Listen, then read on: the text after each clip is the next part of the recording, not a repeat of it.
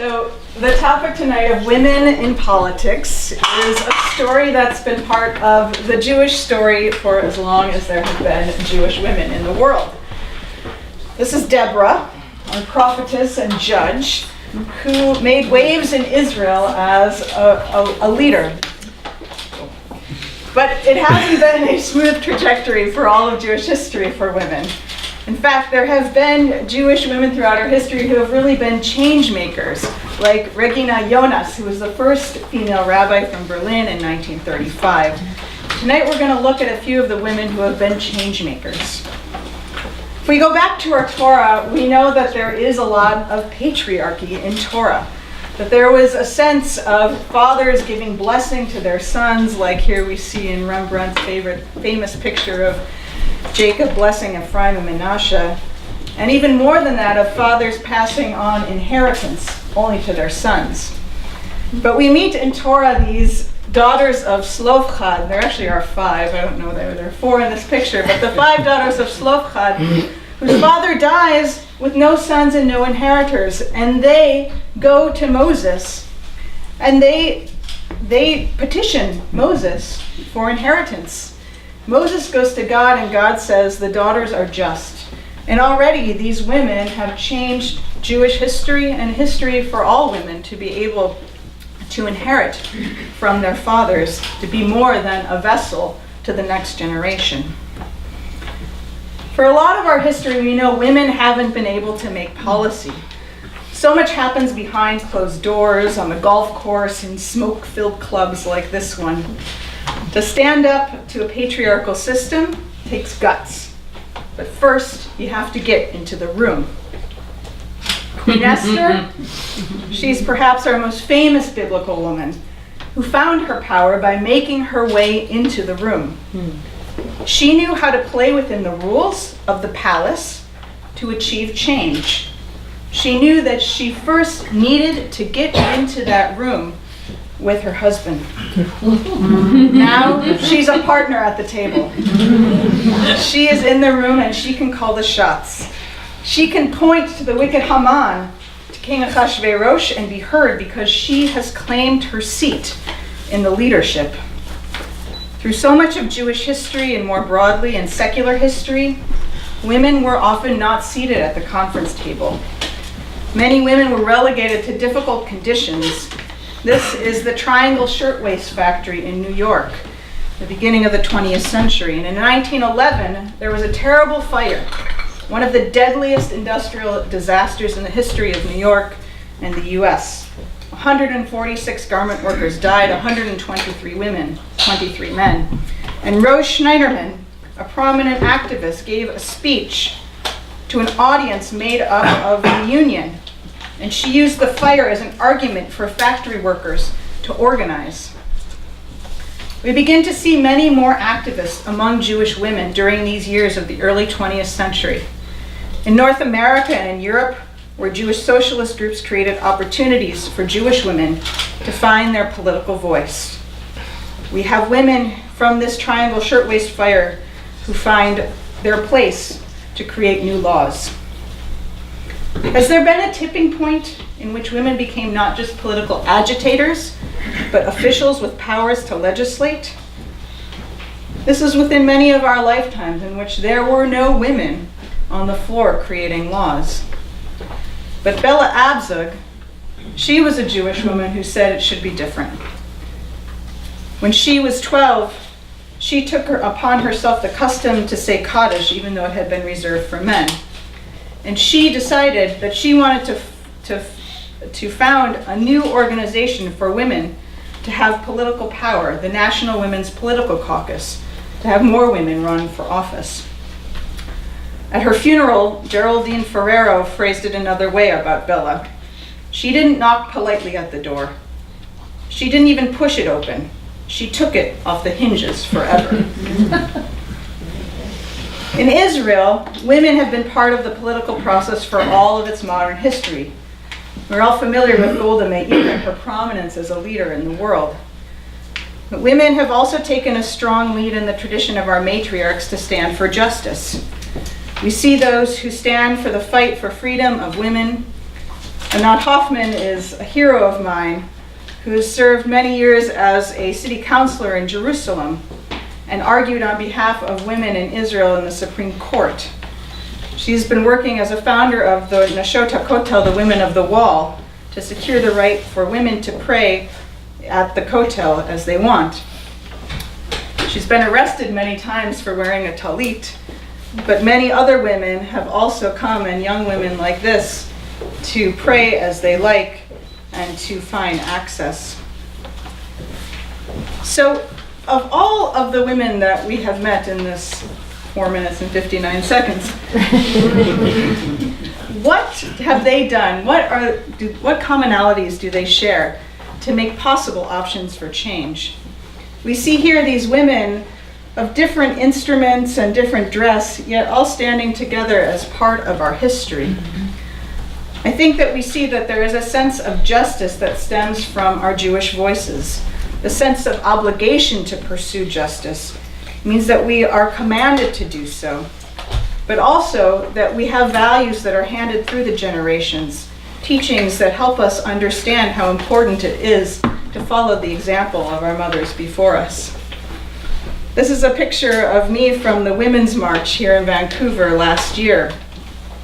I know that when I was marching, that I was standing on the shoulders of those who came before me, of Devorah and Regina, Machla, Noah, Hogla, Milcha, and Tirza, the daughters of Slofchad, Esther, Rose, Bella, and Anat. Thank you very much.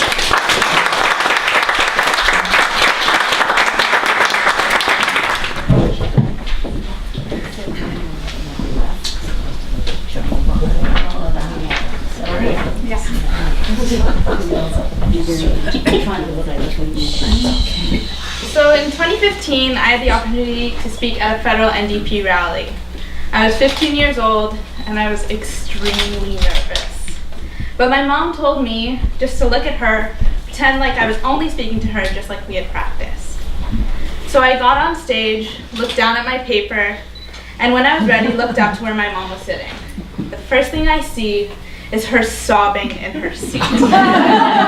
Immediately, I was filled with panic. So what did I do? I did my speech, and that's what I'm going to do here. Hi, I'm Rakeea Gordis. I'm 17 years old. I was born in Jerusalem in 2000 and moved to Canada in 2001. I went to elementary school at VTT, and this year I'm graduating from King David. I'm a competitive rock climber, training around 9 hours a week, and I play guitar at a very amateur level. So why am I here?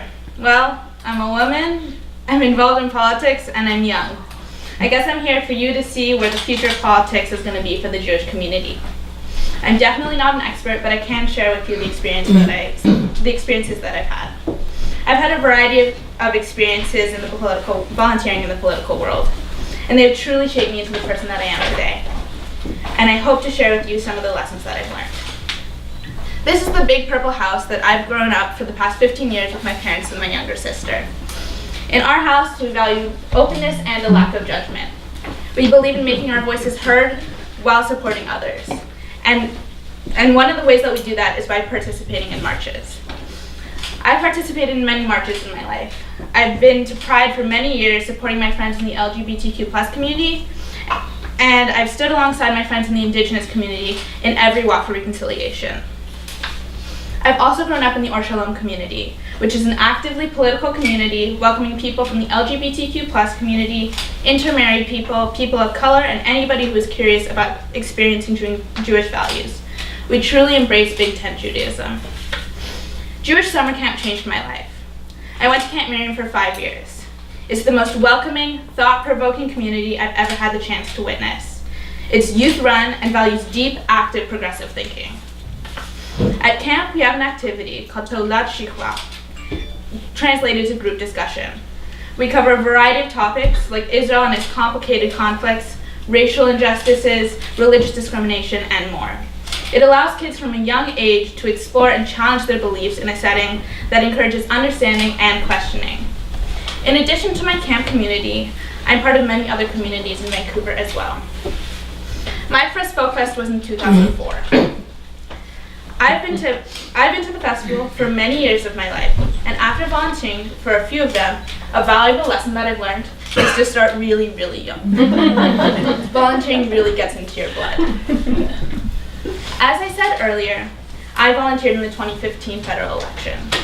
I was volunteering on Mira Orrick's campaign, going door to door once or twice a week, meeting people who agreed and disagreed with my politics. I was engaging in conversation and learning about the issues that were important to people at the time. I also spoke at a rally. I'm also a Canadian Youth Ambassador. I got into this program by submitting an idea to build a meaningful, lasting relationship between the Indigenous community and the Jewish community in Vancouver. There were over 1,300 applicants, and I was one of 30 accepted. I had the opportunity to go all over Europe and to Ottawa. I had many deep, meaningful conversations about how politics and government functions in Canada.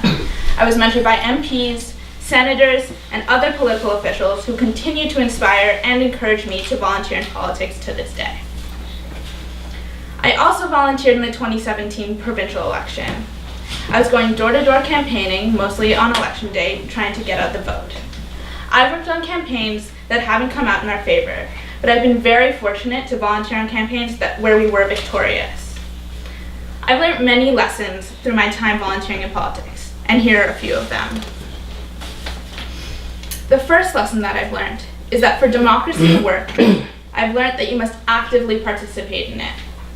Politics is an overarching force that encourages society to run in a way that benefits the people while engaging them.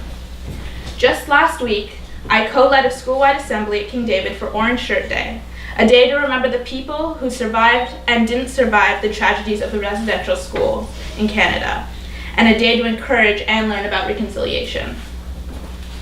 The second lesson I've learned is that while politics is a very socially interactive activity, in certain communities it can be isolating due to your gender or your opinions. I've been a minority in my views for many years, and it has taken lots of time and effort to feel comfortable with that. But it has challenged me to explore my beliefs and expand them. The third lesson I've learned is that volunteering in such a vast field like politics opens up your bubble.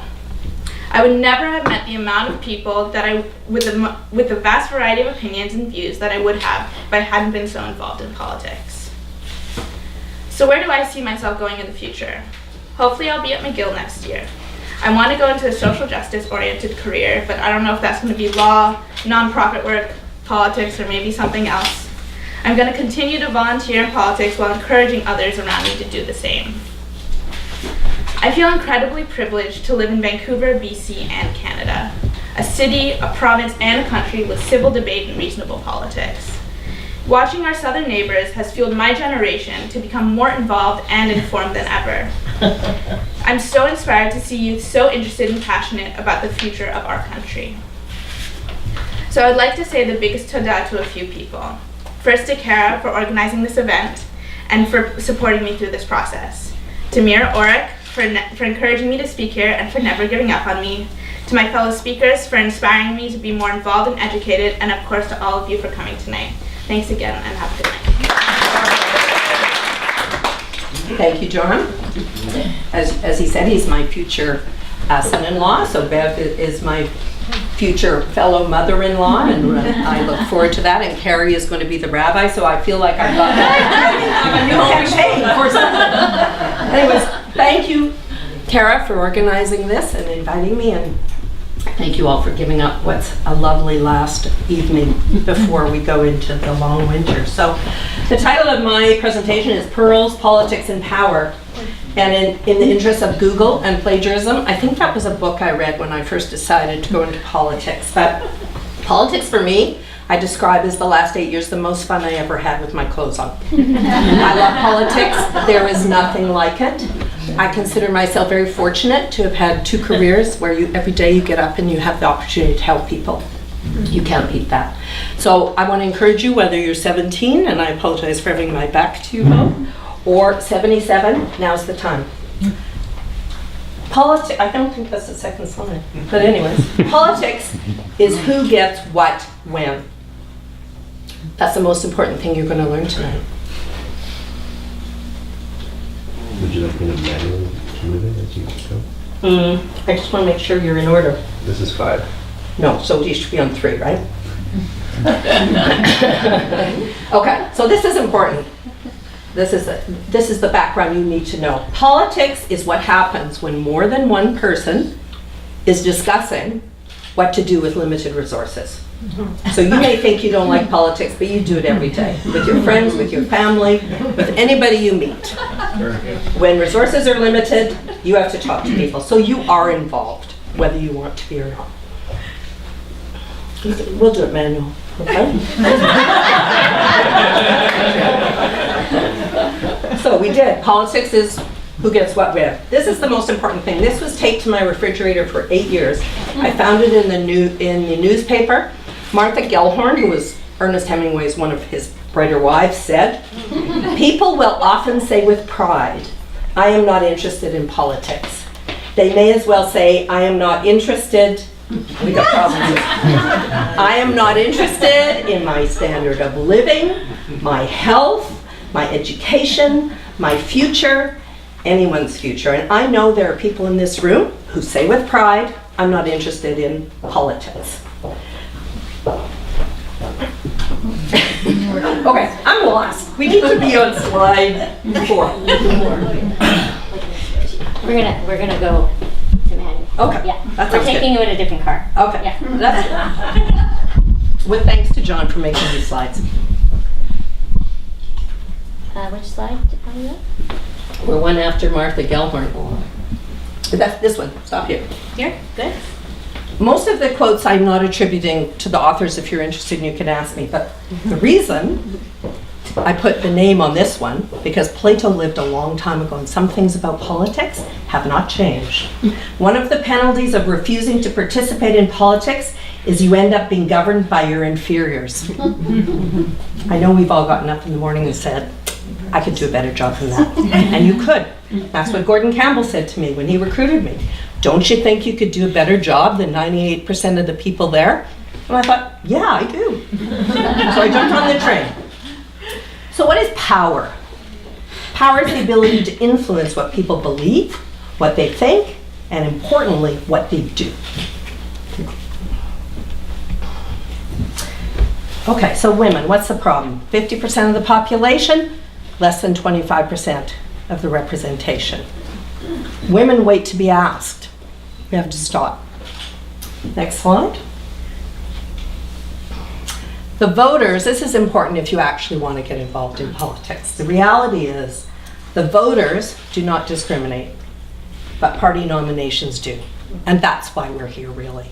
We need to talk about how to get women elected, and then on another day, how women are treated when they're elected. Is that the next one? It is. Okay, so when people say they don't like politics, it's really about the ick factor. They're talking about partisanship. And Kara said to me 63 times, "It's nonpartisan, it's nonpartisan." Like, people are really, get very anxious because that's what people are saying when they say, "I don't like politics." It's the wedge. It's the everything that goes with it. Name calling, character assassination, untruths. That's what women are uncomfortable with. So I'll just say what Margaret Thatcher said and remind you. She said, "When I am happy when I am personally attacked in a particularly vicious way, because I know it means they've run out of political ideas." So you have to keep that in mind. So if you go to the next slide, I just want to say some things in favor of partisanship. I think we're out of order, but then, okay, go back. Okay, go to that, okay. This relates to partisanship and what women worry about. That people will say all kinds of things about you, your family, your community, and you're constantly responding to the really lowered tone of conversation and discourse that we're saying in full bloom here. So a lie unanswered in politics becomes the truth. What Nancy Pelosi said, and this is next about money, when you reduce the role of money in politics and increase the level of civility in debate, more women will run for office. But you know, that won't happen until more women are elected. So it's chicken and egg. So this is, sorry, back to partisanship. I want to say some things in favor of partisanship. Partisanship is not necessarily a bad thing. Partisanship is what makes us candidates different and parties different. That's important for you to know and make a decision based on. So it can lead to new ideas and new leadership. Flip side, our greatest curse. We readily assume that everything has only two sides and that you're obligated to choose between them. And in a two-party, until recently place like BC, really very true. The conversation's highly polarized. You say black, I say white. You say yes, I say no. This is what Ronald Reagan, who I didn't used to admire until we got Donald Trump, said. And this is really my modus operandi in politics. A person who agrees with you 80% of the time is a friend and ally, not a 20% traitor. And I think that now more than ever, we need to remember that. Money, honey.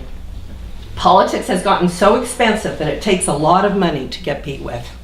Women are not very good at raising money, not very good for asking to ask for money. There are some notable exceptions. Obviously, Hillary Clinton, probably top of the pile, but it's tough. And women have to start more to write checks, offer money, and ask for money. I know people in this room, it's often easier to write the check than ask other people for the check. And most people, when you ask them to volunteer in politics, what do they say? They say, I will do anything except ask for money. But without money, women won't get into public office. That's just the fact of it. But more and more women are doing it. Yes, they are, but not enough. This is my favorite. The Greek word for idiot, literally translated, means one who does not participate in politics. And that sums up my conviction on the subject. Politics is not about winning for the sake of winning. It's about improving people's lives. But you have to win to get to the table. If you're not at the table, you're probably on the menu. So I think it's important what we talked about, partisanship and money and service, which is what it's about. And really politics is about using legislation to improve people's lives, children's lives, and future lives. Old established democracies change slowly. That's why it takes a longer time for women in Canada to reach 30% or 50%. Where are women getting elected in bigger numbers? In tumultuous new democracies like Rwanda, like Timor. If you look at the statistics, those are the countries where women are getting elected in much larger numbers. So women in office, parliamentary reform, finance reform, the things we're just starting to talk about, these are really big issues and issues you should think about. There is nothing quite like running for political office. Only about 1% of Canadians ever do it. So I encourage everyone here to think about doing it themselves, to think about encouraging someone they know and respect to do it, to support someone, to volunteer, and to give money. And finally, my final piece of advice, whether you're 17 or 77, always run to win. People will often ask you to run and just run, just put your name on the ballot. Don't ever do it. Always run to win. That's your chance to have huge impact. Thank you. Yes, ma'am. Hi everyone, I'm Sherry Firestone. Bill, thank you for that wonderful introduction. I'm quite humbled actually to be here, and it's wonderful to be able to discuss the role that CJPAC plays in both the Jewish and political communities and the importance of getting involved in politics. This is my first Pecha Kucha event, so please be kind. And of course I want to thank Carey, Rakeea and Moira for being here, and of course Kara for organizing this event. I've lived in Toronto since university, but was born and raised in Vancouver, and so it's great to be back home. And although I've never worked in Canadian politics, I'm passionate about it, and I know there's a role for all of us in our democracy, which is why I've loved serving on the board of CJPAC since 2011. CJPAC is the concierge service of political engagement. We provide a menu of options of involvement, including volunteering in an election campaign, joining a riding association or a political party, donating to a candidate, an EDA or a party, volunteering for an elected official, or attending a political convention. CJPAC provides the tools for getting engaged. We train our student leaders through our university fellowship and high school programs, and we train election campaign volunteers. Last year, we launched a successful Women in Politics mentorship program in Toronto, which is now in its second year, and politics are accessible to anyone who shows interest. A hot topic is the number of women running for office. In 1929, the Persons Case enabled women to be appointed to the Senate and work for change in the House of Commons and on the upper house. And although Canadian women have come a long way in politics, it's been a really tough path. Women comprise only 1 in 4 politicians in Canada, and they approach running differently from men. They weigh the pros and cons, consider the time away from their families, they evaluate the preparedness. They're less likely to belong to a political party or a local riding association, so when they do recruit for nominees, they find more men due to the lack of women at the grassroots level. The nomination process is harder for women, but even when they're passed, they aren't given slam dunk ridings. They're usually placed in more unwinnable ridings, not in their party's stronghold ridings, and not in competitive battlegrounds. During the 2015 federal election, the NDP ran with 43% female candidates, the Liberals with 31%, the Greens had 39%, and the Conservatives only had 20% females running. Women elected to office can have a tough go as well. Rana Ambrose, a former leader of the Tory party, noted, "I've been talked over by male colleagues who are dismissive of women's opinions. At times I've been mocked, dismissed, insulted, threatened, underestimated, cyberbullied, sexually harassed, and disrespected and ignored because of my gender." So it kind of sounds like Harvey Weinstein. Yet female politicians will point to how much they actually enjoy or enjoyed their time in office. Rana concluded, "So when I hear a young woman say she's not ready, I get it, and yet my response is the same.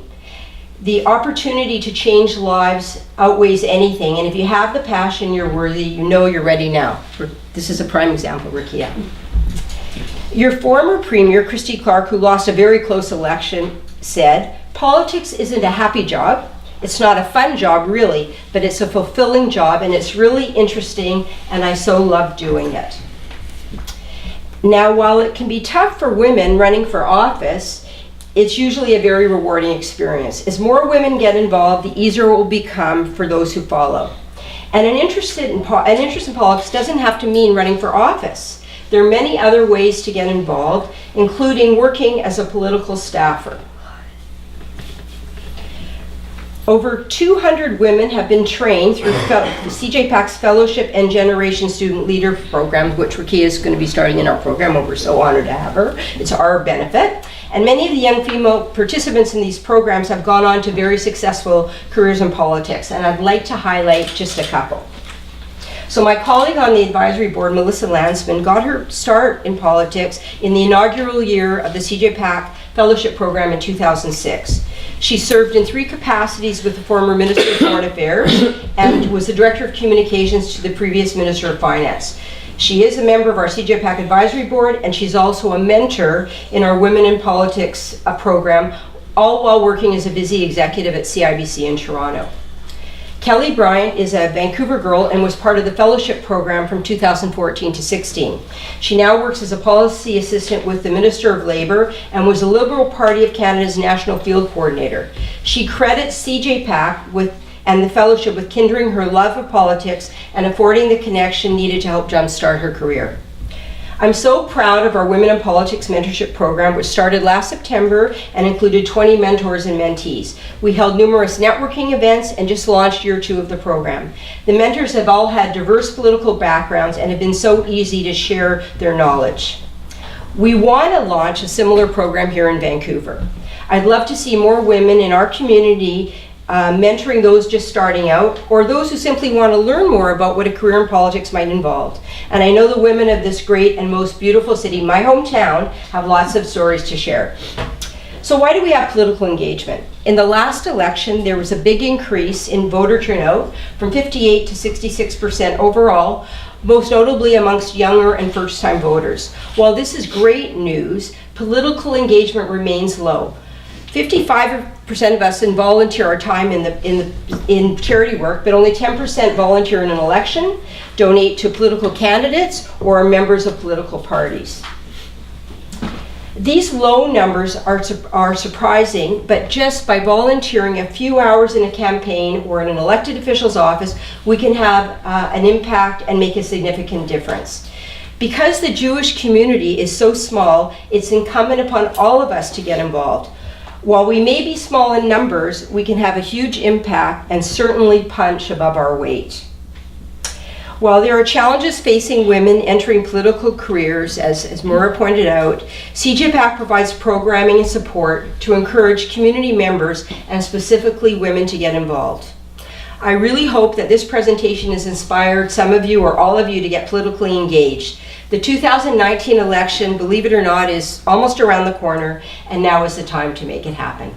Thank you.